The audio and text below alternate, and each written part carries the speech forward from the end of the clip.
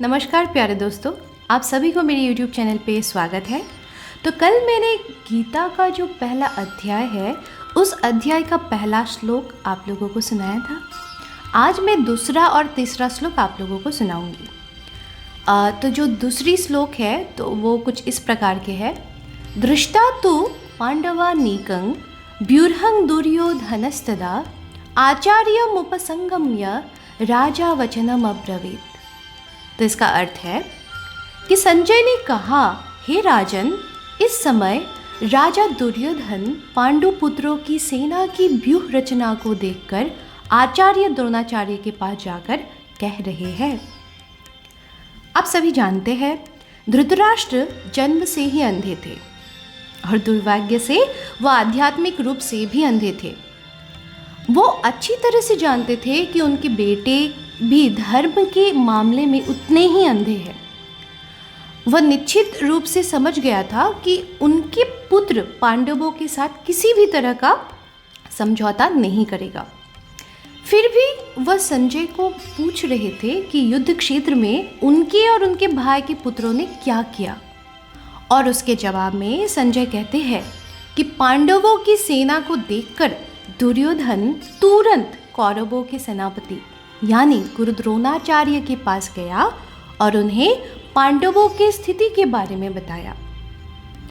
तो दुर्योधन ने गुरु द्रोणाचार्य को क्या बताया, आइए देखते हैं। तो दुर्योधन ने कहा कि पश्येतं पांडुपुत्राणाम आचार्य महतिं चमुम व्यूर्हं द्रुपद पुत्रेण तव शिष्येण धीमता। अर्थात, हे आचार्य, पांडुपुत्रों की इस विशाल सेना को देखिए जिसे आपके बुद्धिमान शिष्य द्रुपद पुत्र धृष्टद्युम्न ने इतने कौशल से व्यूह के आकार में सजाया है। द्रोणाचार्य का राजा द्रुपद से राजनीतिक विवाद था, ये आप सभी जानते हैं।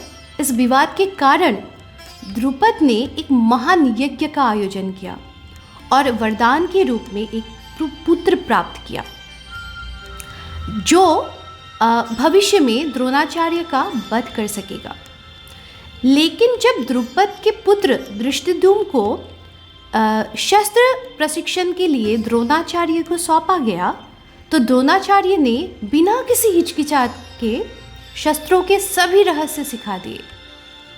अब कुरुक्षेत्र के युद्ध के मैदान में धृष्टद्युम्न ने पांडवों का पक्ष लिया और द्रोणाचार्य से सीखी गई विद्या के अनुसार पांडवों के जो सेना थे तो उनको सुव्यवस्थित रूप में सजाया।